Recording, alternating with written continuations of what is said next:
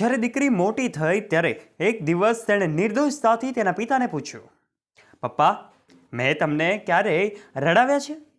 પિતાએ કહ્યું, હા. તેણે ભારે આશ્ચર્ય સાથે પૂછ્યું, ક્યારે?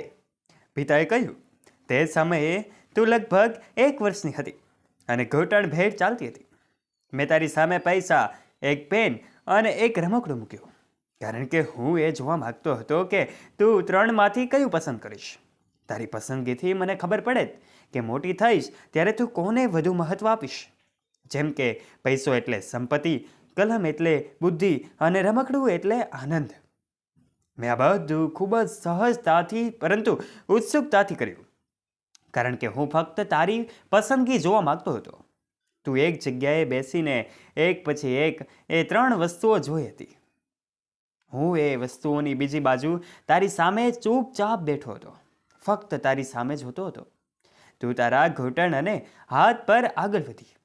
હું તને શ્વાસ રોકીને જોઈ રહ્યો હતો અને થોડી જ ક્ષણમાં તે 3 વસ્તુઓને એક બાજુએ ખસેડીને અને તેને પાર કરી અને સીધા મારા ખોળામાં બેસી ગઈ.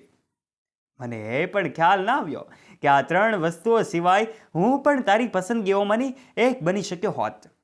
ત્યારે તારો 3 વર્ષનો ભાઈ આવ્યો અને પૈસા લઈને ચાલ્યો ગયો. તે પહેલી અને છેલ્લી વાર હતી દીકરી જ્યારે તે મને રડાવ્યો હતો અને ખૂબ રડાવ્યો.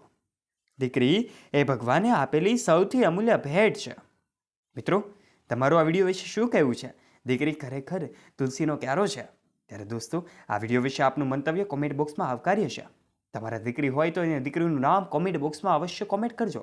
તથા આવા જ રોચક અને રસપ્રદ વિડીયોઝ માટે અમારી યુટ્યુબ ચેનલને નીચે રહેલું બેલ આઇકન દબાવીને અવશ્ય સબસ્ક્રાઇબ પણ કરી લેજો, જેનાથી આવા જ રોચક અને રસપ્રદ વિડીયોઝ અને ઇન્સ્પિરેશનલ સ્ટોરીઝ અમે તમારા સુધી પહોંચાડતા રહીએ છીએ. ફરી મળીશું એક નવા વિડીયો સાથે. ત્યાં સુધી આપ સૌ દોસ્તોને જય શ્રી કૃષ્ણ. ધન્યવાદ.